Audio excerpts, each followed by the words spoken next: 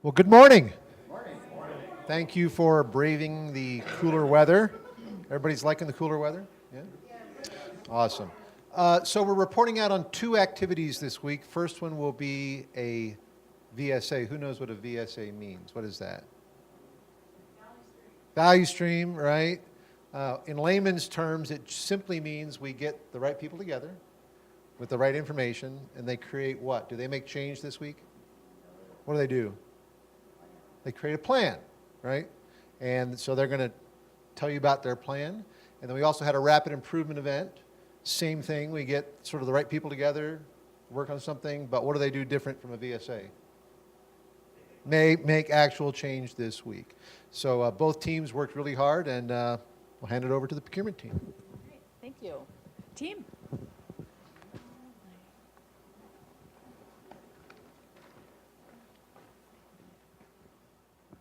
Good morning, I'm Yua Her, and I'm the process owner for the Procurement Value Stream Refresh. Before we get started, I'd like each of the members of the team to introduce themselves.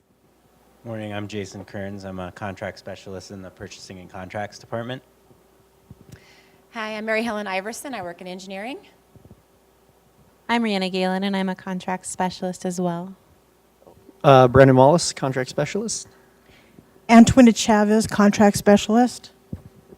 So last September, we started a value stream refresh for procurement that was broader in scope. It was all-encompassing, including purchase orders and development of the procurement system for the workflow supporting ORCA and JDE. The 7 months following the value stream in September was really a discovery process for us. We learned a lot about what we should focus on in terms of metrics and the work that we do. And while we accomplished a lot during the last 7 months, we really didn't improve our aim, which was to reduce that lead time. So in April of this year, we decided to do a reset on the scope of work for the value stream and focusing on the 4 procurement functions, which made up 60% of the lead time. So this week we focused on the development, advertisement, evaluation, and award and negotiation phases, and also developed new performance metrics for this value stream refresh. I'm going to turn it over to Brandon, and he'll go over the current state map. All right. So as you can see, like what you said, we broke up our work into basically 4 different phases, high-level phases. The first phase being what the customer wants to purchase, whether it's a product or service. That's when you'll notice that the significant amount of the lead time is generated. The advertisement, it's about 20 days. The evaluation that's looking at the proposals is about 3 business weeks. And then award and execution is about 17 days, and that's the actual development of the contract. So as you can see, there's quite a few days from when we identify that we want to purchase something to where we actually have an executed contract. And about half the phases are what we determine non-value add. So we identified that we have problems in our process, so that was good. So as you can see, we have a lot of different handoffs in our process, a lot of different stakeholders involved, which generated quite a significant amount of handoffs. And as you can tell by Antoinette's face, it's a painful process for all of us and our customers. So that's where we're at. So prior to the value stream, one of the things we really needed and wanted to do is to hear the voice of our customer and really try to understand their concerns and their suggestions and things, so that when we go into the value stream, we have that knowledge and to address all the opportunities and stuff, so that as we go forward, this process can be successful for all of us. And so we are looking at our ideal state, and, as you see, we have our internal customer up above, and, he has his need and he brings it to us. And from there, you'll see that we'll go ahead and take that need and we'll put it out on the street, and we'll get these awesome bids and have multiple vendors bidding, and then we will bring the strong one to the table for recommendation. And At the end of the day, right after that, we have a executed contract, and we have a happy internal customer and a awesome business partnership with the new customer. So that's our ideal state. All right. So as you guys can see, we had a pretty large gap analysis made up of the treasures and pain points identified by both our customers and ourselves. And yeah, that's that slide. After we kind of went through our process, we went and developed a high-level concept ideal future state. Basically, you can see there's a lot less steps, a lot less back and forth. Our target lead time is 60 days. The non-value added steps we'd like to reduce to 30%, and we'd like to reduce the number of handoffs to 29. We utilize the concept of flow cells a lot in this high-level future state of just getting everyone and the right people in a room and knocking it out rather than passing things back and forth continuously.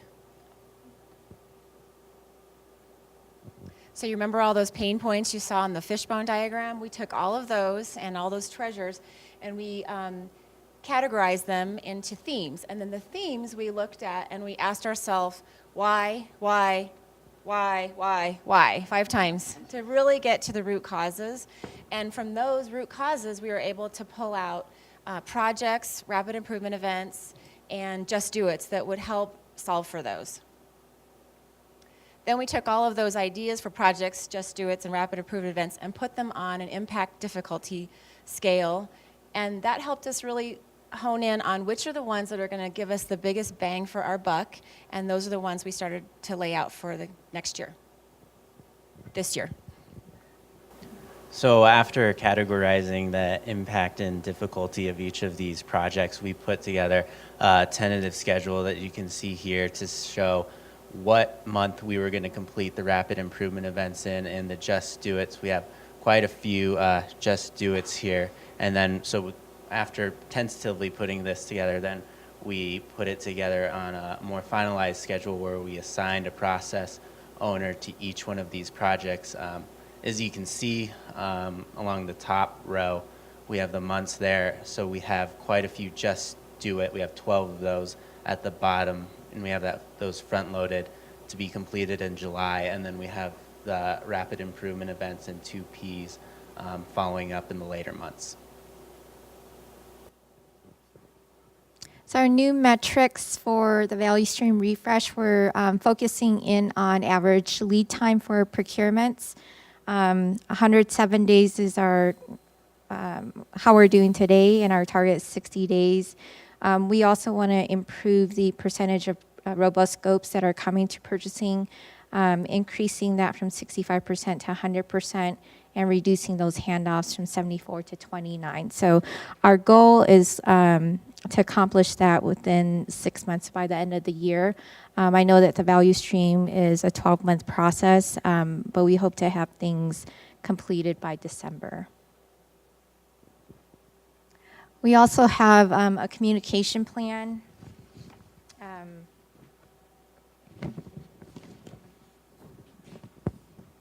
Our core team is going to be meeting on a weekly basis. That time is Tuesdays at 8:30. It'll be on the second floor of the admin building by room 222. So you are all welcome to come and participate in that. Give us feedback as we go through this journey. We also plan on having training sessions and communicating through the conduit for any significant updates to the value stream. We also want to develop procurement champions in each of the divisions and meet with them on a regular basis to communicate the changes that are going on in the value stream. So this is our communication plan. All right, and last you'll see just a bunch of our insights listed up here. In summary, we realize there's hope. And there's a lot of opportunity to improve this process within just the first 90 days. We're all tired, but in a good way, and we're all optimistic. And in terms of Denver Water's values, we feel like we were able to represent each of those in this last week. Are there any questions?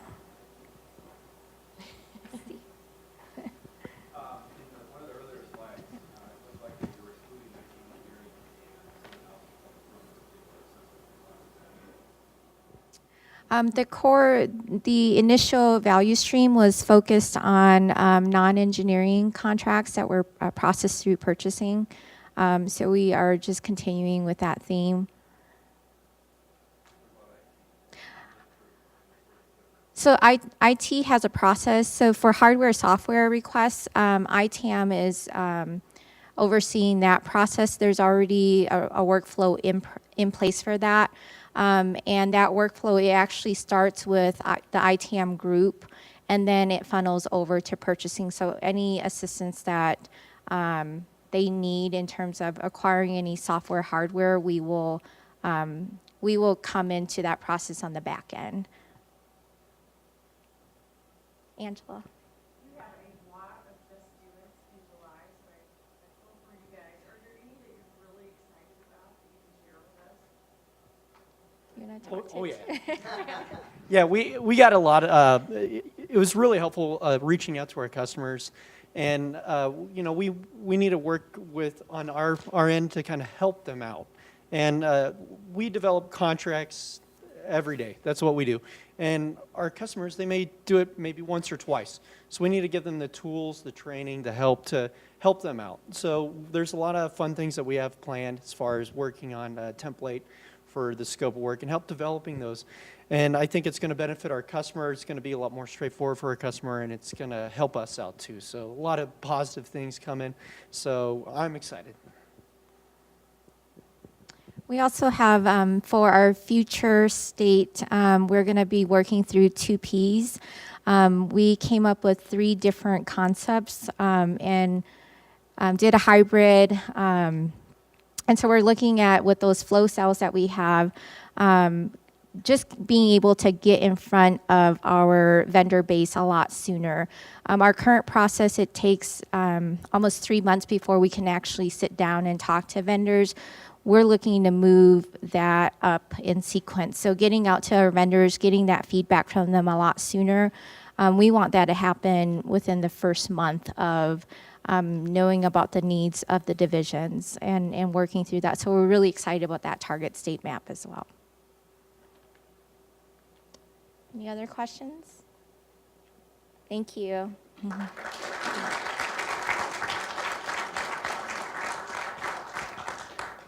So good morning, I'm Brian Good, the executive sponsor for this particular event. Just wanted to thank Jean, who is the facilitator this week, as well as Rihanna for being the team leader. And also the team, I mean, really got a chance to take a look at their processes this week. So with the exception of 2 sets of fresh eyes, everybody who was in this group are reevaluating their own work processes. So some of that was good, right? It's like, what are the things that cause us a lot of pain and we hate about our jobs, that make our jobs hard every day? What can we do to fix that? But some of it's hard too, because you're having to sit there and say, well, I'm comfortable doing it this way and I know how to do it this way. But they hats off to them. They really took a hard look at everything that they do. And you may have heard this word customer mentioned about a dozen times during that presentation.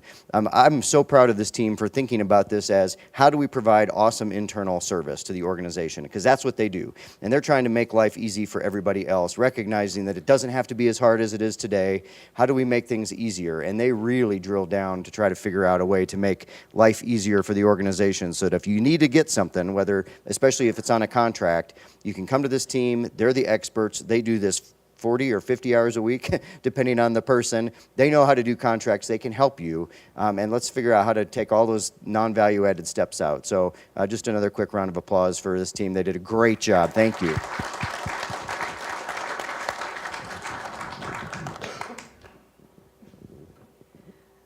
PPE team?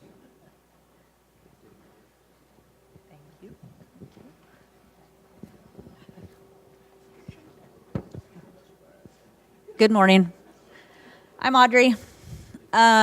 This is our team for the RIE today. We're missing a couple of people, so we would like to thank them because they actually helped a lot. But I'll just have everybody introduce themselves. Good morning. I'm Steve Holder. I'm from the mechanical shop. Good morning, Patty Holshoe. I'm a nurse over at the clinic. Corey Large with T&D. Clay Haney, safety. Andy Skinner. I'm a caretaker at Strontia Springs. Is this on? Hello? So we would like to thank all these people for all their input and their help, and anyone we've missed. So the reason for doing this was Denver Water's, going towards the whole culture of safety first in all of Denver Water, not just in, T&D or shops and stuff. So we wanted to do this to try to take some PPE that may not be the best in certain situations and try new things that will be better, and that way we can keep better documentation. So if something's not working, we can revisit that and find something that will work better. Oh yeah. So what they did is they took T&D and they broke it down into what kind of injuries we had. And the two that had the most were eye injuries and hit hands. And that's actually what we focused on this week in this RIE. You'll love our artwork.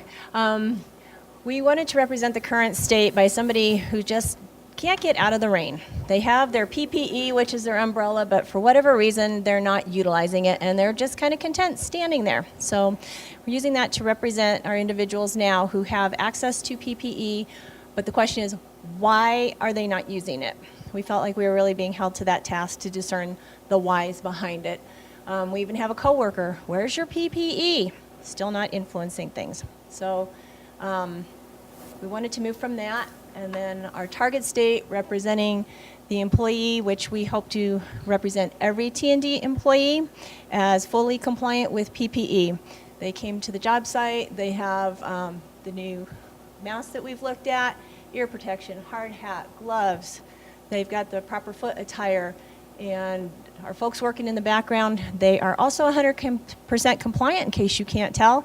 And we wanted it to represent the full team as working together to hold a higher standard of accountability with the use of the PPE. We took all our data and logged it onto the fishbone map and broke it down into sections on the gap analysis, and we use those sections for our 5 whys. And there we really broke down the problems, and we got to the main causes of those problems.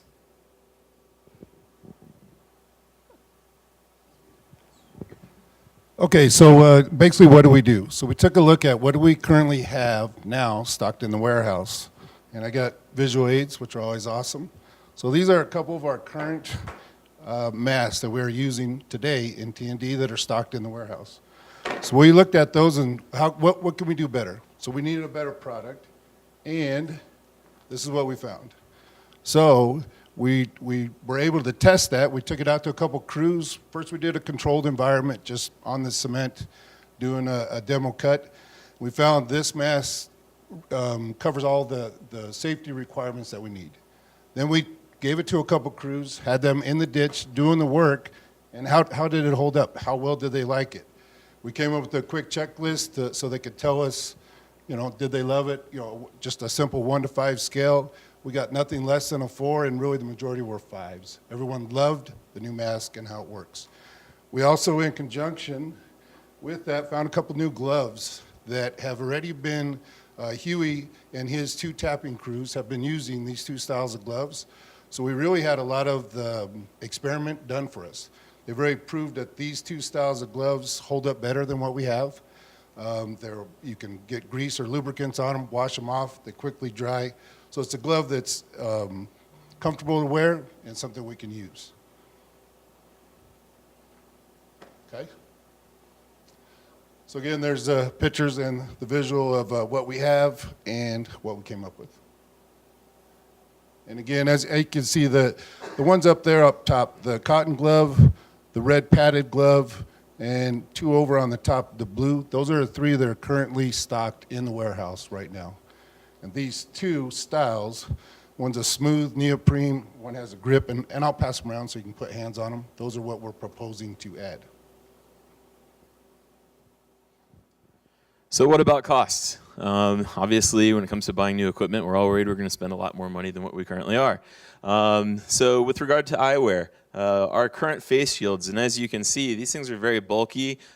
Specifically, this one is extremely flimsy. That one is about $4.90 per unit, so it's cheap. The other one is another face shield that we have that attaches. It actually has its own helmet, if you will, or apparatus for attaching it to your head. That one is $14.34 per unit. And then we have one that is not represented here that some of the crews have been buying on their own that is up to $55 per unit. So through a little bit of hard work, we were able to come up with a discounted cost through Grainger on the new face shield at $15.55. Really blowing all of these other options out of the water, just from a standpoint of quality and value for the product. When it comes to hand protection, these gloves, those really cheap cotton gloves, again, they're cheap. They're seen as disposable. They are used as disposable. We're not really getting anything value added out of that because people are just using them once and throwing them away. And you can see that in the cost. It's 75 cents per glove. We do have the mechanics gloves, which are more substantial, fairly expensive at $17.50 a glove, and then the big padded mechanics glove that has a lot more protection but is a little more bulky is really expensive at $30 per pair. So what we're proposing, what we've again sourced through some pretty hard work through the team, is finding that smooth neoprene glove. 75 cents per unit through Home Depot, buying in bulk. And then the neoprene glove, that one coming through Grainger, again at $5.99 per unit. So really knocking this out of the park. These are things that have already been tested in the field. We feel will continue to prove that over the next 30 days, but definitely a lot of value added and a much better product that's going to save us some money. So in addition to all that we have done with physical apparatus, gloves, eyewear, we've decided how do we get guys to think about what is the appropriate PPE to be using on each task, each job that they do each day. So you may all be familiar with the little cards that we have that talk about stretching that we can put on the back of our badge. Gives us a little field guide to what stretches we should do. This is the same concept. So this is going to be a card that's of that size. Gives a description of a job or a task to be performed. And then there will be a corresponding icon that just shows what particular apparatus or piece of PPE is to be worn with that particular task.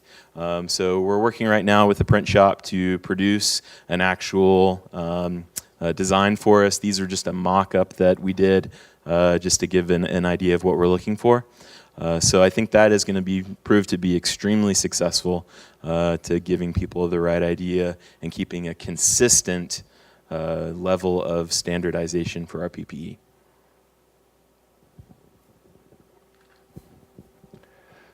We had 9 safety improvements this week. The top 3 that you see on the list is what I'd like to talk about. Better masks. That mask is being sent around the room right now. It's so ideal for the type of work that our guys do in the field. We're very excited to be able to bring out this type of item. One of the nice things in particular about this mask is, as we're going through this testing phase, each person who cuts in T&D, cuts pipe, they will have their own individual mask instead of all sharing just one of these. That each crew would have one of these, and anytime someone wanted to cut something, everyone's using that same mask. It's 95 degrees out there. You're getting sweaty, and you can think about that for a second. I'll let that marinate for a second. So now that they have their own individual masks, And the protection provided by this mask, we feel very good about the tests that we've conducted. Our team plus T&D, just to watch the process, we are very excited about what we have found in that mask. Second, better gloves. We've all been out to see the work that T&D does. They work very hard. The gloves that they use on a regular basis, that cotton glove that has the little dots on it, as you saw earlier when Andy was going through his presentation, they cost about 75 cents. And as the guys are working, they get wet. First thing they do is they slip them off, toss them in the hole, throw them away. That's 75 cents gone. The other thing that Andy talked about was this new neoprene glove costs 75 cents as well. The key to this, the success of this glove is, if they get oil on it, grease on it, they can just wash it off real quick and they're back in business again. There will be no more of just tossing that glove into the hole. The third thing, we're very excited about this. We came up with the standardized checklist for PPE. This checklist, the reason why we're so excited about it, beyond the fact that each guy will have their own attached to their badge, when brand new T&D employees go through the process with Dominic's out at 64th Avenue, he has this entire training program in place, but now he will have our card to associate with the guys as he's going through the training process. For example, a demo saw. When he's going through the demonstration of what a demo saw is, how it works, he's going to talk about the PPE needed to use that particular tool. And he will remind them, you can always refer back to the card that you have just as a reminder of what PPE you should be using anytime that you're using that type of equipment. So what do we have left to do? Bags for the masks. We anticipate being able to complete that task by July the 5th of this year. Distribution of kits to all crews, which are the bags, the masks, cards, gloves. Huey and Audrey will provide this to all the other T&D crews. They will get this done by June 30th. And lastly, the PPE standard checklist card. Steve and Josh in the print shop, this is something that we're so excited about. We can't wait to get it out there. June 30th is our target date for that. So the metrics on this today, or for this week, were our target was 10. Clay said 9, but we had 10. We just can't remember what the other one was. I promise.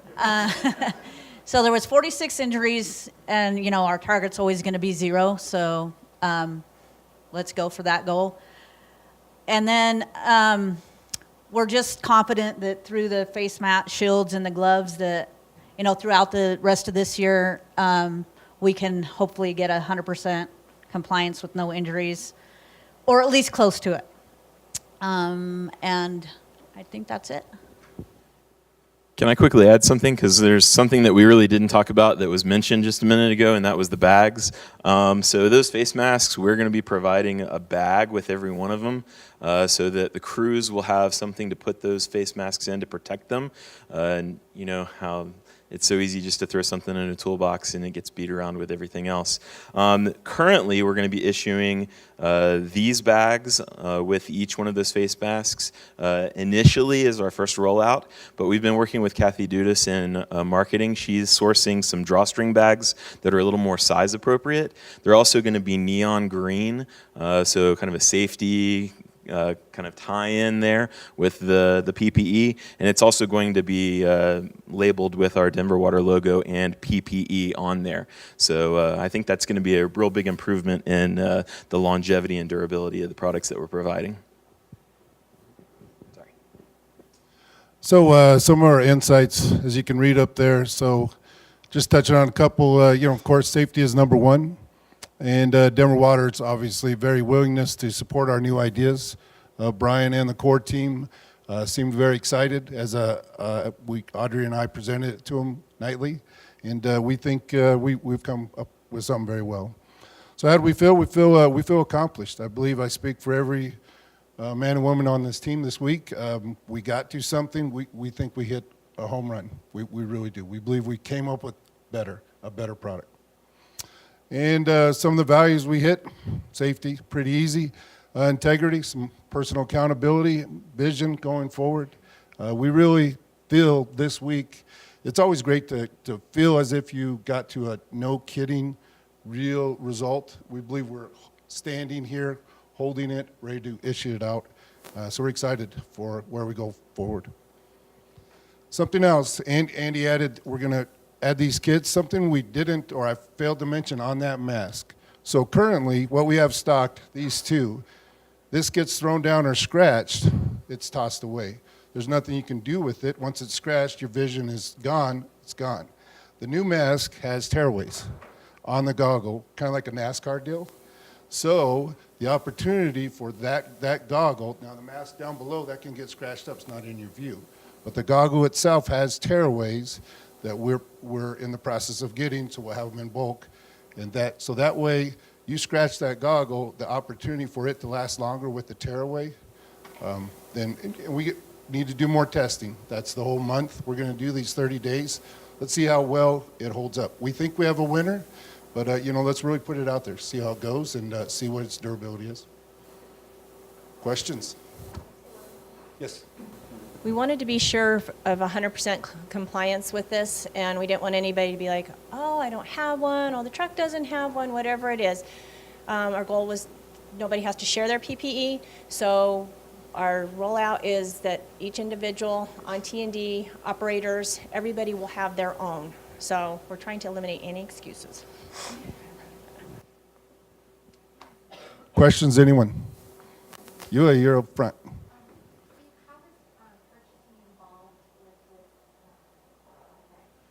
So we will be working with purchasing on these particular items right now, because this is a test model and a test mode right now. Within the next 30 days, we're just going to be purchasing these on P cards in a certain limited quantities, just for the experiments in this initial rollout.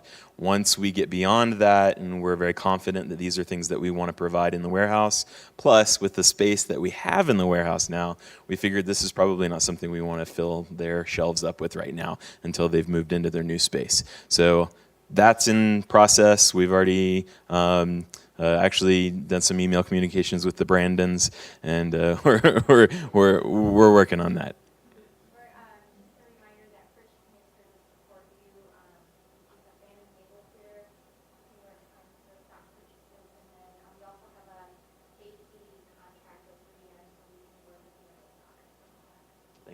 And ironically, you have all these wonderful new processes, right, that you just presented to us, which is going to make this super easy to get, right? Yeah, let us test them, and then we'll be using you all. Yes, Antoinette.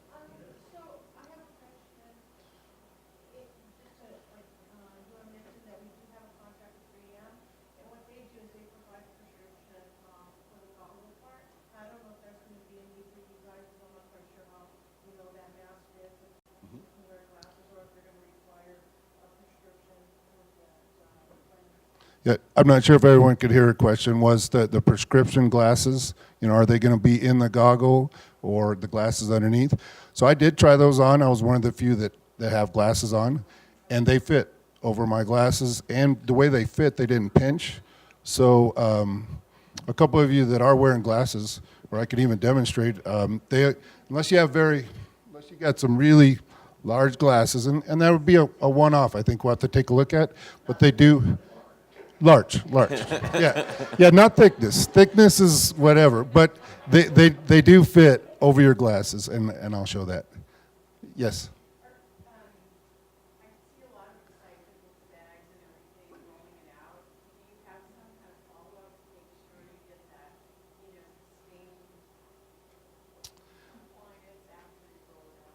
Yes, her question was, so how are we going to sustain this after our 30 days? We do have a short survey that we may make a little more in-depth for these total crews. Well, in 30 days, we want to hear, did this work? How durable was it over a 30-day period? Is this as good as our initial crews liked? Did the masses like them? Because we want to hit the masses. You know, with PPE, it's not try to the 80-20, which a lot of times we look at. PPE is 100%. So even if not everyone likes it, is it usable for everyone, and how do we enforce that?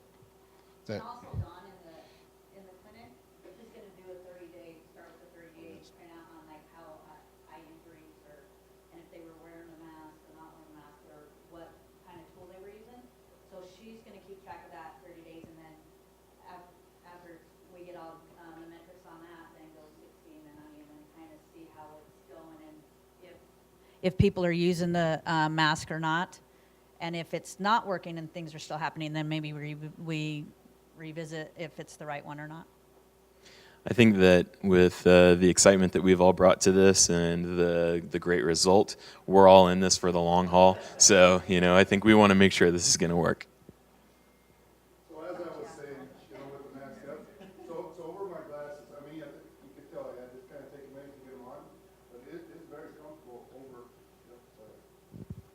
As you can kind of see, you got to put them on. You know, I don't want to destroy my glasses, but they're on. This is very comfortable. I could work in this around my prescription glasses. So again, we think we have a home run. Let's see in 30 days if we do. You know, that's funny you ask. So our question was, do they fog? So one of our experiments, so it's kind of hard to catch the cold weather. So we went into the freezer. We talked. We didn't touch any food, promise, in the cafe, and we actually raised our heart rate, got a little sweat dripping, stepped into the cooler with the mask on. It did not fog, and we stood in there for as long as, you know, we got kind of cold, and that was enough. But it did not fog. Also, something else that we are going to put in the kits, we have the little pre-treatment wipes that also are anti-fog. So we think the combination of the two, of the non-fogging of the mask, plus it being treated, again, I think we don't know yet in the winter, but just our initial experiment in that freezer, it didn't fog. It didn't fog. Yes, Patty. That's the goal. That's the goal. We want it. Our initial is T&D. And get that, you know, initial test. From there, if we have a winner, then we're going to get back and go, let's pull the trigger for Denver Water. Anyone else?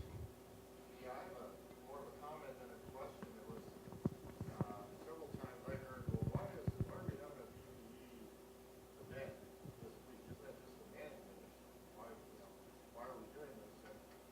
And well, I learned a few things from you all today. Thank you very much for this meeting. I think everybody here in this room thinks that you guys did a tremendous job. So I just wanted to say thank you.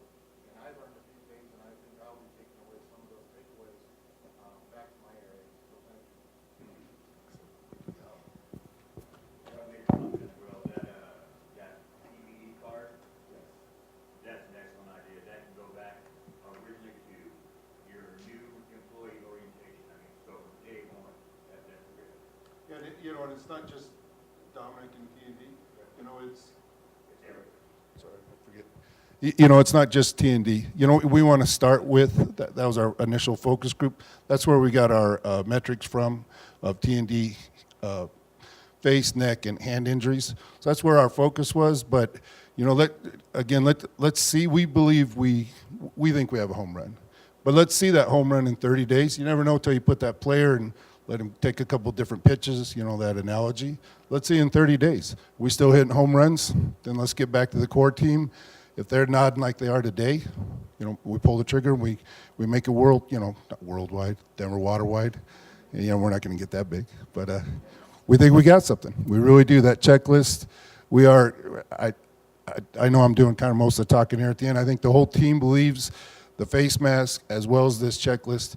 I mean, in 4 days, we really came up with something really well. We're proud, and we think it's going to be a good thing. So that's something we addressed. It's going to be, because it's an issue, an individual issue. Mike, I'm going to issue this to you. You're going to sign for it. That's we're looking at the core team is, and Brian as well, have a talking paper on that. That's not been out yet. It's getting finalized, but we're looking at a 1-for-1. You know, so that we're hoping this is not a throwaway. That's not what we're after. We're after something that I give it to Brandon, and Brandon loves this. He takes it home, he sleeps with it, he cuddles it, he takes care of it. I'm just kidding. But Mike, you understand? So we're wanting to do a one-for-one swap. So it's not just every day you get to just toss this, and let's put some accountability on the individual to keep it serviceable and take care of it. Part of the bags as well, the whole kit, so you have a place to put it that should protect it. Yes, ma'am. Yes, we did. That's the paper that I'm alluding to that the Brian Good and the core team is talking about, a stepped approach, positive and negative, of if you're not taking care of it, what are your consequences? Are you a habitual break your stuff, don't take care of it, forget it, or just the opposite? You're the one that always has it on. Your crew is the best every time. They are 100%. What does that look like? Positive, negative? So yes, that is in works. It's just being tweaked. I don't have a date on that, Brian, but it's very close. It's very close. Well, and that's not just like on this, that's like PPE all the way around, from gloves to shoring to driving, all of that. So it's all going to fall in the same category. So when we add things like this, it'll just fall under that same, whatever you guys are calling it, policy, which we did get a chance to read, and we liked it the way it's rolled out. So it's very understandable.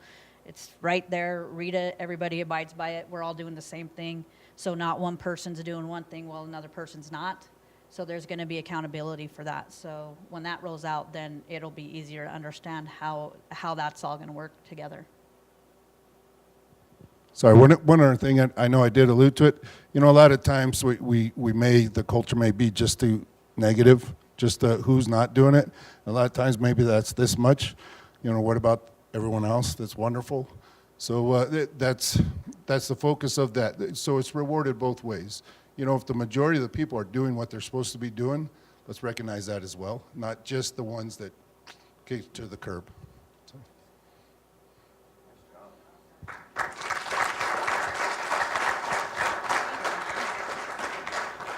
So thank you, team. I just get to be the executive sponsor of this event, too, this week. So it's really cool to have two events. But in my mind, this is how you run a rapid improvement event, right? So they had a lot of good data up front. That's how they knew they wanted to focus on T&D. That's how they knew they wanted to focus on eye and hand injuries. They had all the data up front so they could narrow their scope.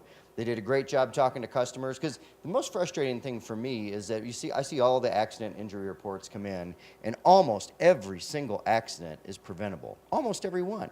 And you read through the reports, and they'll say stuff like, wasn't wearing my face shield. Somebody lost a finger this year. They weren't wearing gloves. It was just like, why?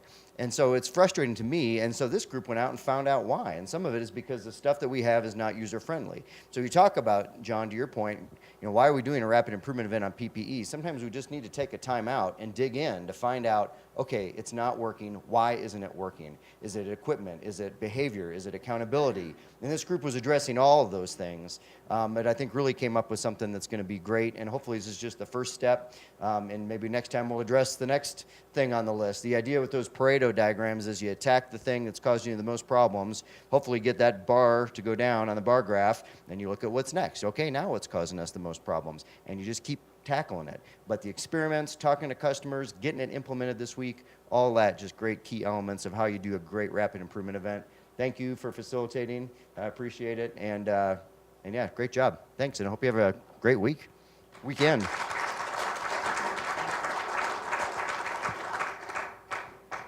And that's all we have for today. Have a good weekend.